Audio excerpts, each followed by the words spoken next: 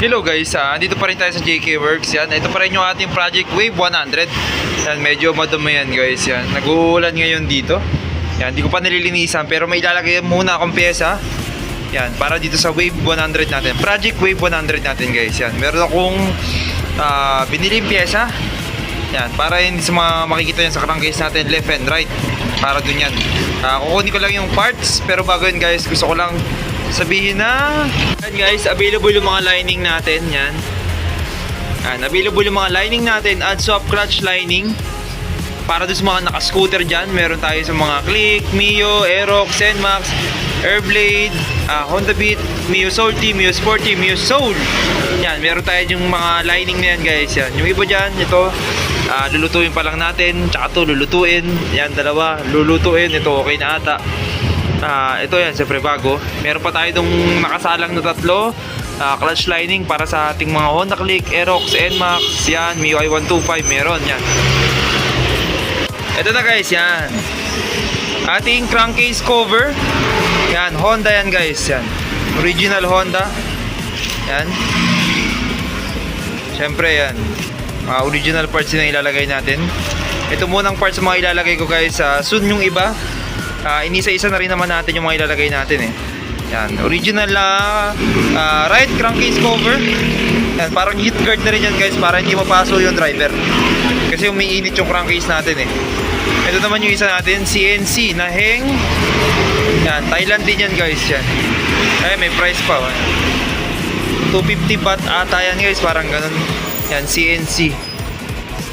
Yan, tanggal natin sa loob para makita rin natin ang personal.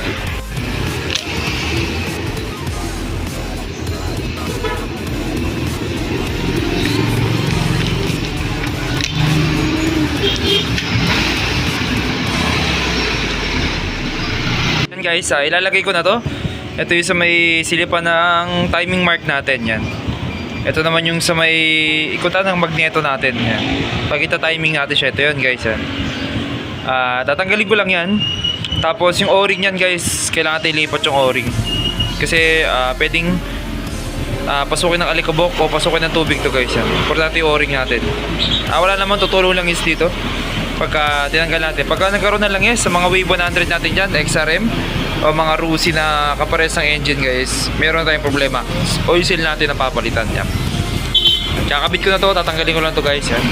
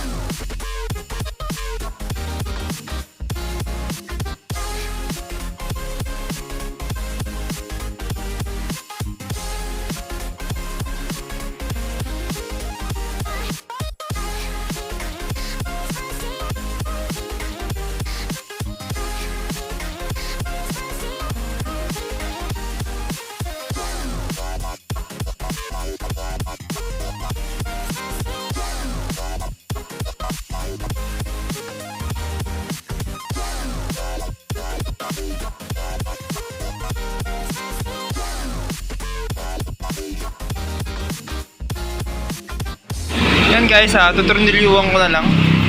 Tapos all goods na tayo. Yan, lalagyan natin itong mga white bolts natin syempre. Tulad nung sa kalagay na sa dati. Ito pa rin nalagay natin yan. Yan guys, sa mga naghahanap yan, meron tayong mga stock nito. Yan, pang wave 125 by 100 yan, meron tayo. XRM, same lang, meron din tayo. Tapos ito, same lang naman to ng wave 125 XRM wave 100 yan, meron din tayo guys. 450 yung gato natin guys. Huwag nyo lang pansinin to kasi naka ano to eh, Thailand price. Yan, tatanggalin ko na nga lang. Eh, puro ganito kasi tinatanggal ko na lang din yung iba. 250 baht sa Thailand. Dito sa atin syempre mas nagmahal lang ng onte. Kasi lowest price doon guys, kasi sa kanila nanggagaling yung parts. Yan, wave 125, XRM 110, wave 100 yan, meron tayo. Pero magkaiba yung pang wave 125 tsaka wave 100 guys ha. Ito same lang sila, wave 125, XRM, wave 100, mga Rusi. Yan, same lang yan. Tapos meron tayo yan guys yan, Heng CNC from Thailand. Yan, meron tayo yan guys.